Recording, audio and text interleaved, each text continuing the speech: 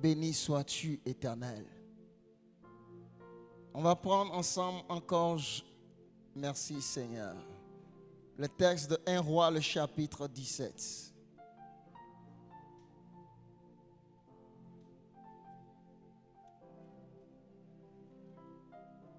Seigneur, merci, merci Jésus.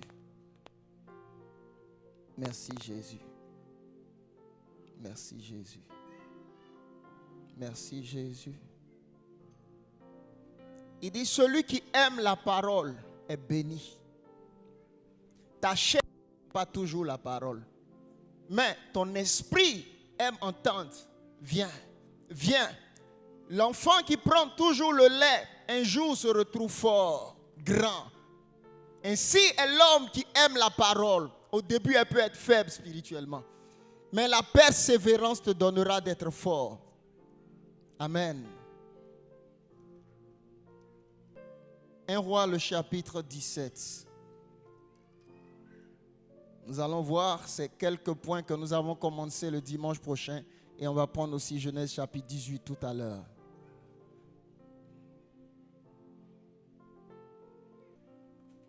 Nous avons lu le texte, je lis encore. 1 Roi 17, le verset 8. Alors la parole de l'Éternel lui fut adressée en ces mots. Lève-toi, va à Sarepta, qui appartient à Sidon, et demeure là. Voici, j'y ai ordonné à une veuve de te nourrir.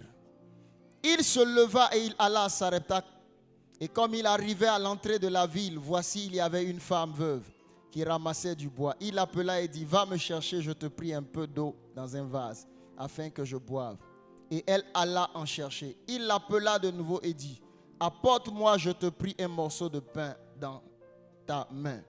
Et elle répondit, l'Éternel ton Dieu est vivant, je n'ai rien de cuit, je n'ai qu'une poignée de farine dans un pot et un peu d'huile dans une cruche.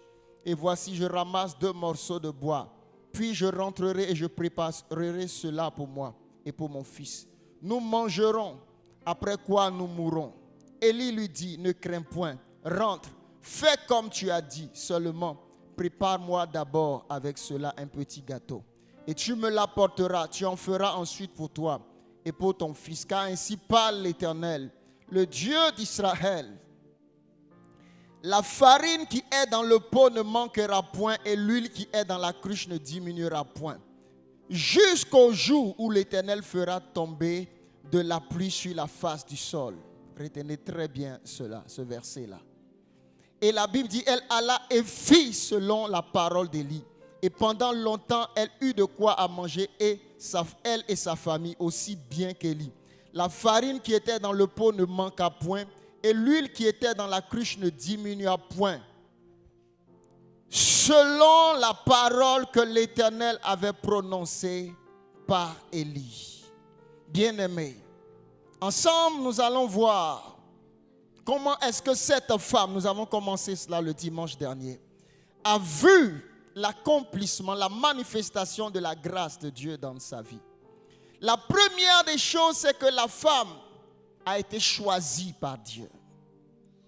La Bible dit, lève-toi, va à Sarepta qui appartient à Sidon, demeure là, voici, j'ai ordonné à une veuve. Dieu a choisi une veuve. Dieu a choisi quelqu'un qui n'a rien pour faire quelque chose de grand. Comment une veuve va apporter la provision pendant combien de mois? Elle n'a rien.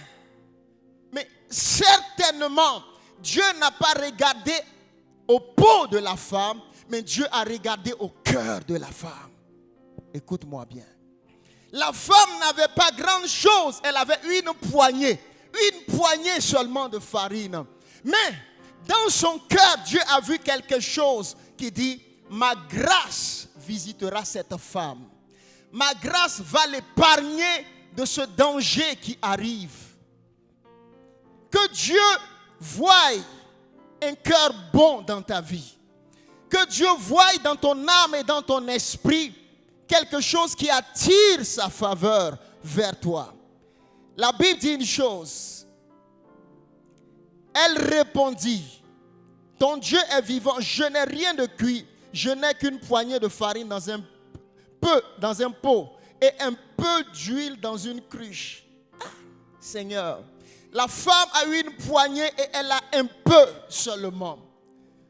Mais Dieu l'a choisi. Arrête de dire, je n'ai pas ceci. Je n'ai pas de relation ici. Je n'ai pas d'argent. Je ne pourrai pas faire ceci dans ma vie. Dieu dit, je t'ai choisi. Je t'ai choisi avec le peu que j'ai vu que tu as. Je ne t'ai pas choisi dans l'abondance. Je te choisis maintenant même. Aujourd'hui même, l'Éternel m'a choisi. Ne dis pas en toi-même parce que je n'ai qu'une poignée d'instructions. Regarde mon niveau scolaire. Regarde mon niveau financier. Est-ce que l'Éternel a quelque chose de particulier à faire avec moi? Regarde mon niveau social. Regarde mon background. Regarde ma lignée familiale. Est-ce que je peux parler à quelqu'un? Tu es le choix de Dieu. Dieu t'a certainement choisi pour faire ce qui dépasse ta pensée et dans ta mentalité. Je dois croire que Dieu m'a choisi. Lorsque Dieu te choisit, il va opérer avec ce qui est petit qui est dans ta vie. C'était petit, mais c'était bon. C'est ce que j'ai à dire. Un peu de farine, un peu d'huile. Il n'y a pas forcément quelque chose de grand, mais lorsque le peu est connecté à la foi, il y aura le surnaturel. La provision surnaturelle de Dieu, il dit quoi? Il dit si ta foi est comme une petite graine de,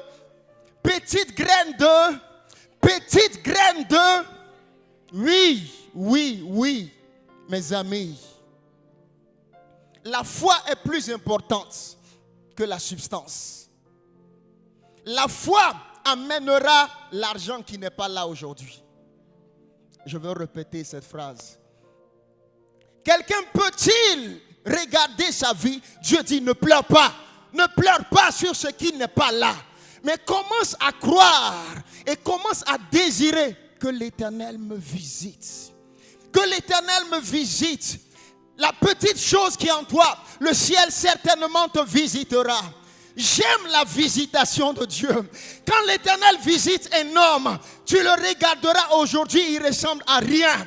Mais là où l'Éternel amène la visitation, quelque chose commence à grandir. Quelque chose commence à monter.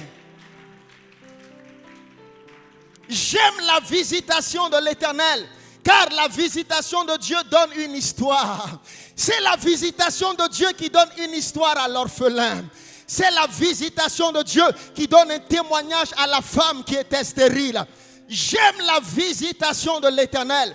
La Bible dit l'Éternel s'est souvenu de Anne. Oui, elle a été un temps stérile, mais dans son cœur, elle a eu la foi pour aller encore dans la maison de l'Éternel pour prier. Je ne sais pas ce qui te manque, mais que ton cœur ne soit pas vide de foi. Ce qui manque dans tes mains n'est pas le grand problème, mais que ton cœur ne soit pas vide de foi. La foi qui est dans ton cœur va apporter à tes mains ce que tes mains n'ont pas. Regarde, tu n'es pas pauvre. Oh, suivez bien le message. Tu n'es pas pauvre parce que tu n'as rien en banque. Tu es pauvre parce qu'il n'y a plus rien dans ton cœur. Tu es pauvre lorsque tu regardes à ton salaire 50 000 et puis tu pleures. Dieu dit arrête-moi ça. Ce que j'ai mis dans ton cœur, aujourd'hui tu peux même avoir 20 000 par mois. Mais j'amène d'abord ma parole dans ton cœur et dans ton esprit. Et si tu crois, tu verras. Si tu crois, tu verras. Ça signifie quoi? Tu avanceras, mon fils, ma fille. La foi change la direction de ta vie. La foi te donnera de survivre en famine. Il y avait une famine, elle devait mourir, mais elle n'est pas morte. Il y a une provision de Dieu pour toi qui fera que lorsque Satan va dire il y a une crise économique, tout le monde va mourir. Mon Dieu est dans mon cœur, je ne mourrai pas. Alléluia. Et donc d'abord, il fallait que la femme ait une attitude de foi. La Bible dit, oh, sans la foi, il est impossible d'être agréable à Dieu. Nous allons venir faire l'action de grâce. Ayez une attitude de foi. Ne venez pas faire une action de grâce sans foi. Chaque année, on fait action de grâce, non? Non, non. Qu'il y ait quelque chose dans ta vie qui vient donner. Qu'il y ait une attitude de foi. Je sais que mon Dieu est vivant. C'est par la foi qu'un homme élève des sacrifices, même s'il pleure. C'est par la foi qu'un homme agit et Dieu le visite. C'est par la foi que tu verras la récompense. Ce monde n'aime plus la foi. Ce monde aime beaucoup plus ce qu'il voit. Mais si vous opérez seulement avec vos yeux, vous allez accomplir peu. Mais je veux te dire, crois au-delà de ce que tu es aujourd'hui. Dieu va relever tes mains, comme il a relevé les mains de Joseph. Il y a un temps, Joseph ne pouvait rien même acheter dans la vie, rien. Aucune condition, mais il n'a pas perdu la foi dans son cœur. C'est la foi dans son cœur qui lui a donné de fuir la femme de Potiphar. L'épreuve parfois est dure et tu ne sais que faire. Mais aie foi dans ton cœur que tu ne mourras pas. Et cette foi que tu as dans le cœur est une alliance, est une relation entre toi et ton Dieu. La foi dans ton cœur ne laissera pas ta vie dans une terre stérile. Pendant que tu m'écoutes, tu n'es qu'en train de recevoir maintenant une instruction. La vie est celle qui donne le résultat. Tu seras demain matin même confronté à une situation. Rappelle-toi de ce que l'homme de Dieu a dit hier. Aie un livre où tu écris les paroles de foi de ta vie. Aie un livre où tu écris ces paroles de foi de ta vie. Bien-aimé, parfois l'enfer se lève pour dire, on va tuer cet homme ou on va tuer cette fille. Et tu sens les ténèbres de la mort. David, un temps, a connu cela. Et qu'est-ce qu'il a fait? Il dit, quand je marche dans la vallée de l'ombre de la mort, je ne crains aucun mal. Ta houlette et ton bâton me rassurent. Quand les puissants des ténèbres se lèvent contre toi, il dit, c'est ta fin. On va t'humilier, on va te détruire. Sache que même si l'homme abandonne en temps de difficulté, l'Éternel ne t'abandonnera jamais. La foi te donne la force de tenir. La foi te donne de résister. La foi te donne de te rassembler. La foi te donne d'avancer. Un seul homme qui a la foi accomplira de grandes choses. La foi te donne de persévérer dans la sainteté. La foi rassemble ton courage. Hier, je suis fatigué, mais aujourd'hui, ça va mieux. Hier, j'étais malade, aujourd'hui, ça va mieux. Tu n'es pas mort, tu vis. Il y a de l'espoir. Tu avanceras. Il dit, dis à quelqu'un, et je veux parler à quelqu'un, la vie est supérieure à l'argent. Il faut la vie pour dépenser l'argent. Il y a des gens qui ont l'argent, mais ils sont dans la maladie chaque jour. Mais regarde, tu n'as pas encore eu l'argent, mais déjà tu as la santé. Est-ce que tu peux bénir l'Éternel? J'ai dit, la vie est supérieure à l'argent. Tu comprends? Et les hommes disent, tant qu'il y a la vie, il y a de l'espoir. Il y a des choses que tes mains n'ont pas encore eues. Mais tant qu'il y a la foi dans ton cœur et que Dieu te donne la santé, avance. Avance, car il y a des étapes de ta vie qui vont te surprendre. Oh, j'aime la parole de Dieu. Il dit, nous étions comme ceux qui faisaient un rêve. Il y a des choses que Dieu nous a dit. On a pensé que c'était des rêves. C'est ce que Israël disait dans le psaume. Nous étions comme ceux qui faisaient un rêve. On ne pensait pas que ces paroles allaient se réaliser un jour. Mais bienheureux l'homme qui persévère dans la parole de l'Éternel. Tu comprendras que l'Éternel n'est pas un raconteur d'histoires drôles. Tu comprendras que sa parole est la vérité. Oh Jésus. Jésus. C'est par la foi qu'un homme pardonne et continue d'avancer.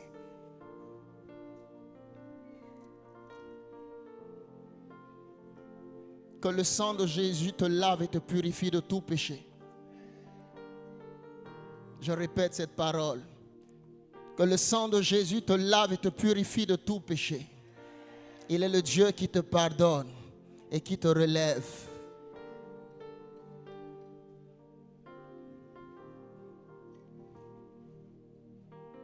La deuxième chose, Genèse chapitre 22. Lis-moi à partir du verset 1. Genèse 22, verset 1. Par la suite, Dieu mit Abraham à l'épreuve. Il l'appela et Abraham répondit, « Oui, je t'écoute. » Dieu reprit, « Prends ton fils Isaac, ton fils unique que tu aimes tant. Va dans le pays de Moria, sur une montagne que je t'indiquerai, et là offre-le-moi en sacrifice. » Le lendemain, Abraham se leva tôt.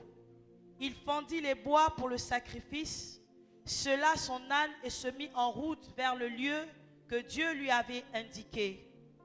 Il emmenait avec lui 2 serviteurs ainsi que son fils Isaac. Le surlendemain, il aperçut l'endroit de loin. Amen. Garde le texte sous tes yeux. Mes amis, l'Éternel dit à Abraham, il dit, prends ton fils, ton unique, celui que tu aimes, Isaac. Va-t'en au pays de Morija et là offre-le en holocauste sur l'une des montagnes que je te dirai. Peuple de Dieu. Dieu ne dit pas à Abraham, va, offre-moi ton fils. Abraham, va.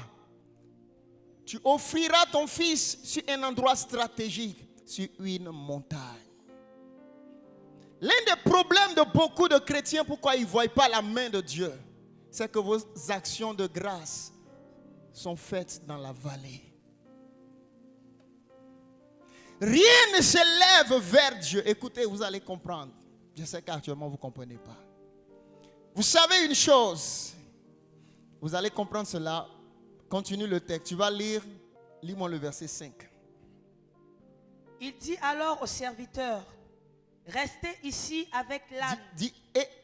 Dans mon texte, il dit, et Abraham dit à ses serviteurs, restez ici avec l'âne. Mon fils et moi, nous irons là-haut pour adorer Dieu. Puis nous vous rejoindrons. Alléluia. Peuple de Dieu. Chaque fois qu'il est parlé d'une montagne, comprenez qu'il est parlé d'un grand symbole de l'adoration. Vous savez, l'adoration est ce qui a fait d'Abraham Abraham. Dans la vie que vous voyez, il n'y a aucune adoration qui sera agréée dans la vallée, dans la bassesse. Chaque fois qu'un homme, Dieu dit, il est un grand homme devant moi, sache que cet homme a gravi de hautes montagnes. Quand il y a une grande femme et que Dieu dit, celle-ci est une grande femme devant moi, c'est une femme des montagnes. Les hommes des montagnes sont les grands adorateurs de l'Éternel. Écoutez ma voix ce matin. Il y a des hommes qui n'ont une vie que dans la vallée. Leur vie est une vie plate. Leur vie n'a pas de symbolisme prophétique. Les hommes dont la vie n'a pas de symbolisme prophétique, ils n'ont pas de temps dans la vie, dans l'année, où ils s'arrêtent pour dire, je dois aller sur la montagne. Il y a des temps où je dois gravir, quelque chose doit me coûter un peu plus. Je vais faire un effort de plus, mais je vais aller sur la montagne pour adorer. Dieu ne dit pas à Abraham, Abraham va dans la vallée et fait le sacrifice comme cela. La banalité de l'offrande et du sacrifice d'action de grâce. On dit action de grâce. Il y a combien là-bas? Il y a 2000 ici. Vous prenez ça. Donne l'enveloppe, la mets dedans. Ça n'a pas de montagne. Ça aura une montagne. Quand il dit, Seigneur, c'est 5000. Voici, mais éternel. Parfois même tu ne peux pas prier. Merci. Ta bouche est fermée et tu viens. Tu pries en langue, en esprit seulement. Pourquoi? Il y a une montagne, il y a un sacrifice, il y a un effort. Mais, Abraham, tu ne peux pas venir dans une vallée simplement comme ça. Donne-moi un billet de 500 là-bas, l'enveloppe. On dit c'est qui d'action de grâce.